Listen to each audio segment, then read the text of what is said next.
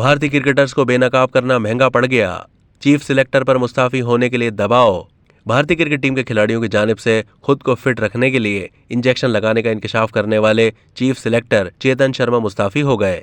भारतीय media reports के मुताबिक चीफ सिलेक्टर चेतन शर्मा ने अपना इस्तीफा सेक्रेटरी भारतीय क्रिकेट बोर्ड जय शाह को भिजवाया, जिसे कबूल कर लिया गया।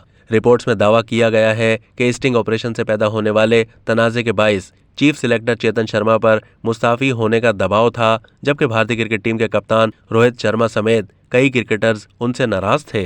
स्टिंग ऑपरेशन के दौरान चेतन शर्मा ने इंकशाफ किया था कि भारतीय क्रिकेट टीम के खिलाड़ी 100% फिट रहने के लिए इंजेक्शन इस्तेमाल करते हैं, चाहे वो 80% फिट ही क्यों ना हो। ये इंजेक्शन दर्दकश नहीं होते।